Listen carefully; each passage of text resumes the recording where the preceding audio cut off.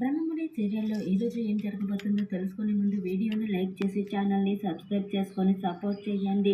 మనం మన కోసం అంటూ మీ అమ్మ కూడా ఇలాగే అందరినీ ఎమోషనల్ బ్లాక్మెయిల్ చేసేదంట. నువ్వు కూడా అలాగే చేస్తున్నావు, అంతేలే బొద్దులు ఎక్కడికి పోతాయి అని ఐషు అంటూ ఉంటే, ఐషు మా అమ్మ గురించి తప్పుగా మాట్లాడితే ఊరుకొని చెప్తున్నా అని ఇందు సీరియస్ అవుతుంది. ఊరుకోక ఏం చేస్తావే? ఏం చేస్తావు? నువ్వు ఏం చేయలేవు, నోరు మూసుకొని సైలెంట్గా ఉండు. నువ్వు ఏడ్చినా కోపన్నా నేను నిన్ను వదిలిపెట్టను. నా నుంచి కాపాడడానికి ఎవ్వరూ రారు అని ఐషు అంటూ ఉంటే, నారాయణ కిటికీలో నుంచి చూస్తూ నేనొచ్చానుగా అని అనుకుంటూ ఉంటాడు. సైలెంట్గా ఉండు అని చెప్పి ఐషు అక్కడి నుంచి వెళ్తుంది. ఐషు నేను చెప్పేది ఒకసారి విను అని ఇందు పిలుస్తూ ఉంటుంది. పొగరబోతు గెత్తే అనుకున్నా, కానీ బాగా పొగరున్న డీజిల్ ఇంజిన్లా ఉంది. ఈ బండిని రిపేర్ చేయాల్సిందే. నిన్ను చూస్తుంటే బాధగా ఉందమ్మా. మీ అక్కకి నీ మీద కొంచెం కూడా జాలేదు. నువ్వేం కంగారు పడకు, నీకు నేనున్నానుగా, నిన్ను నేను తప్పిస్తాను. ఇప్పుడేం చేద్దాం అంటూ నారాయణ ఆలోచిస్తూ రౌడీల్ని మందు కొడుతూ ఉంటే చూసి, దొరికేసర్రా, ప్రాణం లాగేస్తుందిరా, నా బండిని నడిపించేదే మందు.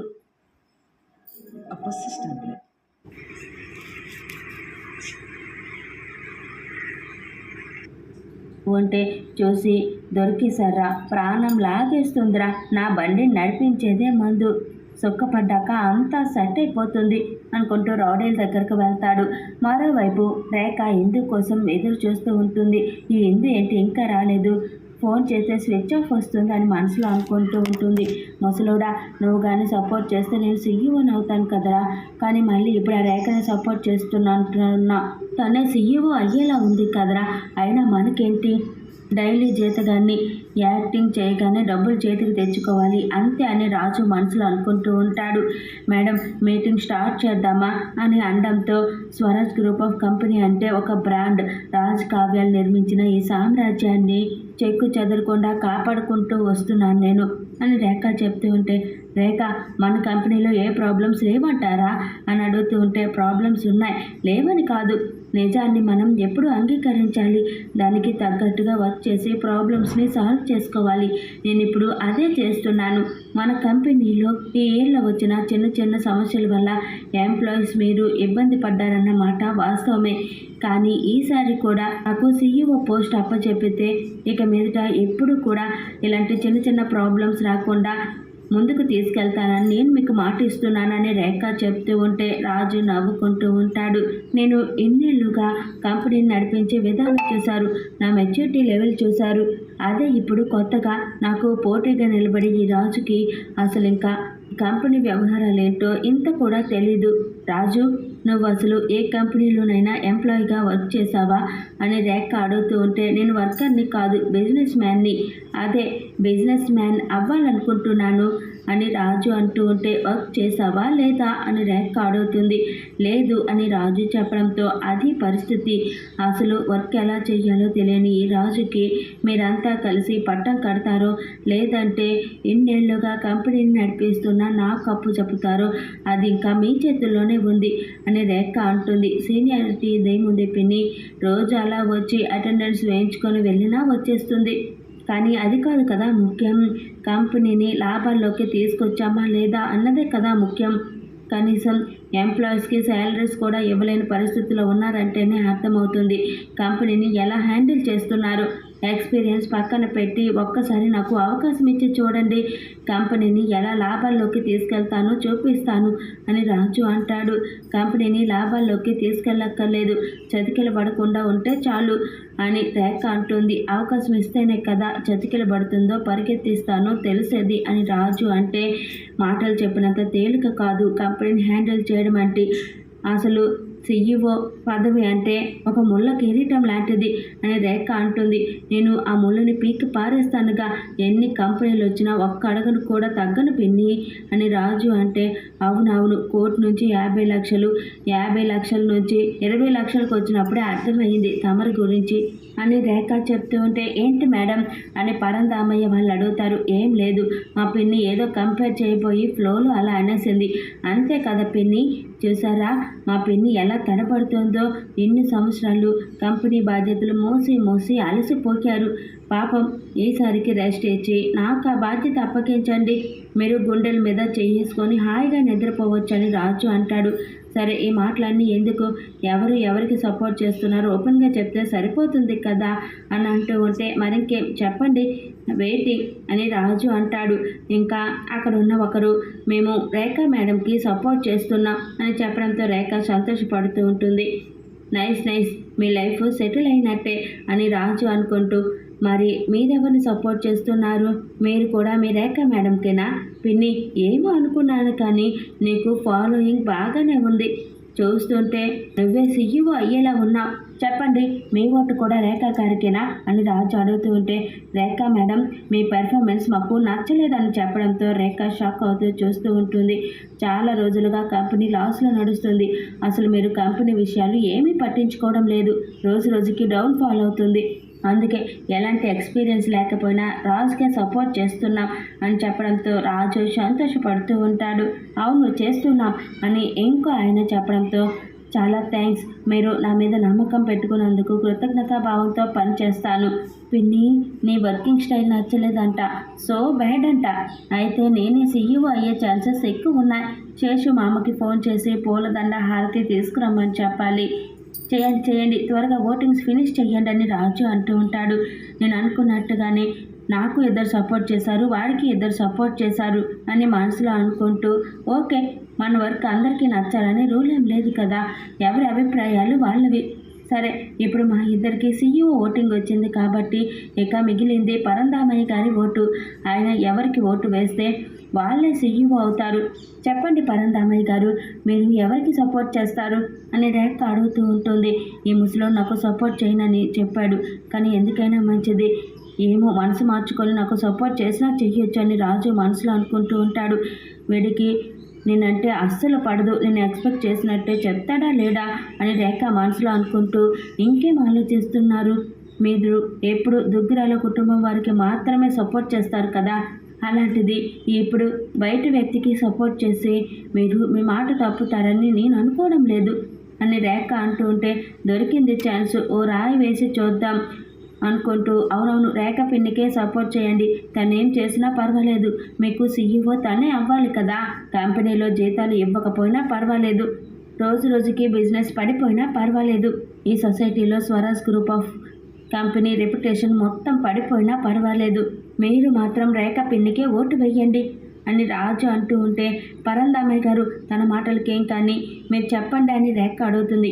మొదటి నుంచి ఇప్పటి వరకు కంపెనీ విషయంలో నీ పెర్ఫార్మెన్స్ నాకు నచ్చలేదు, అయినా కూడా కేవలం దుగ్గిరాల వారి కుటుంబం మీద నాకున్న రెస్పెక్ట్తో ఇన్నేళ్లుగా నేను నీకు సపోర్ట్ చేస్తూ వచ్చాను అని పరంధామయ్య చెప్తూ ఉంటే, మా రేఖ పిన్ని గురించి నెగిటివ్గా మాట్లాడుతున్నారంటే మీ ఓటు నాకే కదా అని రాజు అడుగుతూ ఉంటాడు. నీకు సపోర్ట్ చేయాలని నాకు లేదు రేఖ, నేను ఎవరికి సపోర్ట్ చేయాలో తెలియడం లేదు, అందుకే నాకు ఆలోచించుకోవడానికి కొంచెం టైం ఇవ్వు అని పరంధామయ్య అడుగుతాడు. టైం ఎందుకు, ఇప్పటికే చాలా లేట్ అయింది, చెప్పండి పర్వాలేదని రేఖ అంటుంది. అలా ఎలా చెప్తాం, అయినా 12 గంటల లోపు మనం సీఈఓని ఎంచుకోవాలి కదా, దానికి ఇంకా టైం ఉంది, ఈలోపు మీరు కాఫీ తెప్పించుకొని తాగుతూ ఉండండి, నేను ఆలోచించుకొని చెప్తాను అంటూ పరంధామయ్య లేచి అక్కడి నుంచి వెళ్ళిపోతాడు. నేను అనుకున్నట్టుగానే వీడు చేస్తున్నాడు, అందుకే ఆ ఇందుని నాకు సపోర్ట్గా తీసుకురావాలనుకున్నాను, కానీ అది ఇంకా రాలేదు, ఎప్పుడో వచ్చేస్తానని చెప్పింది కదా, అసలు తన ఫోన్ ఎందుకు స్విచ్ ఆఫ్ వస్తుంది, అసలు అది ఎందుకు బయటకు వెళ్ళింది, కొంపదీసి అది రాకపోతే నా పరిస్థితి ఏంటి, ఈ పరంధామయ్య గారు మాత్రం నాకు సపోర్ట్ చేయడు, ఖచ్చితంగా రాజు గారికే సపోర్ట్ చేస్తాడు, నో అలా జరగకూడదు, ఎందు రావాలి, దేవుడా ఏంటి పరిస్థితి, ఎందు వస్తే నేను సీఈఓని అవుతాను, టెన్షన్తో కాళ్ళు చేతులు షివరింగ్ అవుతున్నాయి అని రేఖ చాలా టెన్షన్ పడుతూ ఉంటుంది.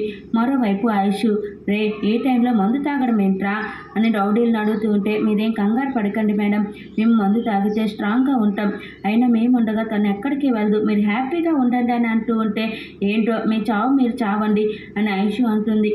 మేడం ఆ తలుపులు వేసుకోండి మేడం అని రౌడీలు చెప్పడంతో ఐషు అక్కడి నుంచి వెళ్తుంది. ఇక ఇంతలో అక్కడికి నారాయణ గ్లాస్ పట్టుకొస్తాడు. ఎవరు నువ్వు అని అడుగుతూ ఉంటే, నేనే అని నారాయణ అంటాడు. నేనే అంటే ఏంటి, నీ పేరేంటి అని రౌడీలు అడుగుతూ ఉంటారు. తాగుబోతు నారాయణ, ఏంట్రా ఒక పెగ్గు మందు పోయడానికి నా గురించి మొత్తం చెప్పాలా అని నారాయణ అంటూ ఉంటే, నువ్వెవరో మాకు తెలియాలి కదా అని రౌడీలు అడుగుతారు. ఓహో, అంటే ఇప్పుడు నా తాతల గురించి ముత్తాతల గురించి నా పుట్టు పూర్వోత్తరాల గురించి మొత్తం చెప్పాలా? లేదంటే నేను ఏ రాశిలో పుట్టాను, ఏ టైంకి పుట్టాను, నా జాతకం కూడా తీసుకురావాలా? మందు పోయండ్రా అని నారాయణ అడుగుతూ ఉంటే, ఏంటి చేతులు వణుకుతున్నాయని రౌడీలు అడుగుతారు. మందు కోసం రా, చొక్కా పడితే కానీ నా బాడీ సెట్ అవ్వదురా అని నారాయణ అంటూ ఉంటే, ఓహో, మందు తాగకపోయేసరికి ఇలా బాడీ అంతా షివరింగ్ అవుతుందా? సర్లే పోస్తాంలే, ఒక్క పెగ్గే కదా, పొయ్యిరా అని రౌడీలు అంటూ ఉంటే, కాదు నేను తాగినంత పొయ్యాలి అని నారాయణ అడుగుతాడు. మహా అయితే 2 పెగ్గులు తాగుతాడు కావచ్చు, ఏదో ఫుల్ బాటిల్ తాగినట్టు బిల్డప్ ఇస్తావేంటి అని రౌడీ అడుగుతూ ఉంటే, ఇక నారాయణ నవ్వుతూ ఉంటాడు. ఏంటి నవ్వుతున్నావనంటే, నవ్వు ఆపుకోలేక, సరేలే 2 పెగ్గులు తాగుతాను, ఫుల్ బాటిల్ తాగుతాను, మీకే తెలుస్తుంది, కానీ ముందు మందు పోయండ్రా, నాలుక పీకేస్తుంది అని నారాయణ అడగడంతో ఇక రౌడీలు నారాయణకి మందు పోస్తారు. ఇంకా పోస్తూ ఉంటే తాగుతూ ఉంటాడు. వీడేంట్రా బాబు మొత్తం తాగేశాడు, ఇంకేముంది ఇది మిగిలింది, ఇది కూడా కావాలా అంటూ లాస్ట్ చుక్క రౌడీ తాగడంతో ఇంకా నారాయణ వాడి చెంప పగలు కొడతాడు. మా మందు తాగి మమ్మల్ని కొడతావా అని అంటే, రే నా ముందు ఎందుకు తాగావురా అంటూ నారాయణ మళ్ళీ కొడుతూ ఉంటాడు. రే జాకీ లేకపోయినా లారీని పైకి ఎత్తి టైర్ మార్చిన చేతులురా, అలాంటిది చిన్న చిన్న రాట్లు పట్టుకొని నన్ను కొట్టేద్దామని చూడండిరా ఈ తాగుపోతోడి దెబ్బ అంటూ రౌడీల్ని చావు కొడుతూ ఉంటాడు. రౌడీల్ని చితక్కొట్టి డోర్ ఓపెన్ చేసి నారాయణ లోపలికి వస్తాడు. ఏ అసలు ఎవరు నువ్వు అని ఐషు అడుగుతూ ఉంటే, చెప్పాను కదా తాగుబోతు నారాయణ అని అంటూ ఉంటే, అసలు నీకేం కావాలి అని ఐషు అడుగుతుంది. నువ్వే ఇంగ్లీష్ స్టోరీస్ అని అప్పుడే మర్చిపోయావా? నేను మైండ్లెస్ ఫెల్లో, దారిలో సైకిల్ హార్న్ గుర్తుపట్టలేదా అని నారాయణ చెప్తూ ఉంటే, నువ్వా అని ఐషు అడుగుతుంది. గుర్తొచ్చిందా? నీ మైండ్ షార్ప్ అనుకున్నానే. అబే నాట్ షార్ప్, నీకు బుద్ధి చెప్తామని ఇక్కడికి వచ్చాను అని నారాయణ అంటూ ఉంటే, ఏంటి అని ఐషు షాక్ అవుతూ ఉంటుంది. నీ బండితో నా బండికి సైడ్ కొట్టావు కదా, బండి బ్యాలెన్స్ తప్పి కింద పడిపోయింది, నేను పడలేదనుకో అని నీ పొగరు నాకు నచ్చలే. ఈ తాగుబోతు నారాయణకి ఈగో హర్ట్ అయింది, నీకు బుద్ధి చెప్పాలనుకున్నాను, అందుకే నిన్ను వెతుక్కుంటూ వచ్చేసాను. తీరా ఇక్కడికి వచ్చాక చూస్తే మీ అక్కని ఇలా కట్టేసి ఏదేదో వాగుతున్నావు. అప్పుడు డిసైడ్ అయ్యాను, ఈ అక్కని కాపాడితే నీకు బుద్ధి చెప్పినట్టే అని నారాయణ అంటాడు. ఏంటి నువ్వు దీన్ని కాపాడుతావా అని ఐషు షాక్ అవుతూ ఉంటుంది. యా నువ్వే అన్నావుగా అక్కకి చదువు రాదని, అంటే అక్క వేలి ముద్రే మనము వేలి ముద్రే, అక్కడ కనెక్ట్ అయ్యా అని నారాయణ అంటూ ఉంటే, బాబాయ్ నిజంగానే నువ్వు నన్ను కాపాడుతావా అని ఎందు అడుగుతుంది. ఈ తాగుబోతు నారాయణ తాగక ముందేమో కానీ తాగిన తర్వాత అబద్ధం చెప్పడక్కో అని నారాయణ అంటూ ఉంటే, బాబాయ్ అర్జెంటుగా వచ్చి కట్లు విప్పాయి, అర్జెంటుగా ఆఫీస్కి వెళ్ళాలని ఎందు అంటుంది. అంతా నాకు తెలుసక్క, ఇందాక అంతా విన్నా, నువ్వేం కంగారు పడకు, నేను తీసుకెళ్తాను అంటూ నారాయణ కట్లు విప్పుతూ ఉంటే, ఏ ముసలోడా అని ఐషు అడ్డుకుంటుంది. ఏ యాంటీ అని నారాయణ అంటూ ఉంటే, ఆంటీ ఏంటి అని ఐషు అడుగుతుంది. ముసలోడేంటి ముసలోడు, నీకు ఆంటీ అంటే మండింది కదా, మరి ముసలోడు అంటే నాకు మండుతుంది కదా, రెస్పెక్ట్ కావాలి. పర్లేదాక నువ్వు నన్ను బాబాయ్ అను, నేను మాత్రం నిన్ను అక్కనే అంటాను, ఓకేనా అని నారాయణ అంటూ ఉంటే, సరే ఈ కట్లు విప్పేశాయి అని ఎందు అంటుంది. నువ్వు తన్ని తీసుకెళ్తుంటే నేను చూస్తూ ఉంటానా అని ఐషు అంటుంది. చూడకుండా ఏం చేస్తావంటే ఈ రౌడీలతో కొట్టిస్తావా అని నారాయణ ఇందుకి కట్లు విప్పేస్తాడు. టైంకి దేవుళ్ళ వచ్చారు, ఇప్పుడు మీరే నన్ను ఆఫీస్కి తీసుకెళ్ళాలి అని ఎందు అంటూ ఉంటే, ఇంకో 10 నిమిషాల్లో సీఈఓని ఎన్నుకుంటారు అని ఐషు అంటుంది. మరోవైపు రేఖ, పరంధామయ్య గారు ఇంకా లేట్ చేయకుండా మీ సపోర్ట్ ఎవరికో చెప్పేసేయండి అని అడుగుతూ ఉంటే, నేను ఎవరికి సపోర్ట్ చేస్తున్నానంటే అంటూ పరంధామయ్య రాజు వైపు చూస్తూ ఉంటాడు. మరోవైపు ఎందు టైం లేదు, మనం ఏం చేద్దాం బాబాయ్ అంటూ కంగారు పడుతూ ఉంటే, నువ్వేం కంగారు పడకమ్మా, నేను తీసుకెళ్తాను కదా అంటూ రౌడీల బైక్ తీసుకొని ఇందుని వెనక్కి ఎక్కించుకొని నారాయణ ఆఫీస్కి తీసుకెళ్తూ ఉంటే ఐషు షాక్ అవుతూ చూస్తూ ఉంటుంది. Please subscribe my channel.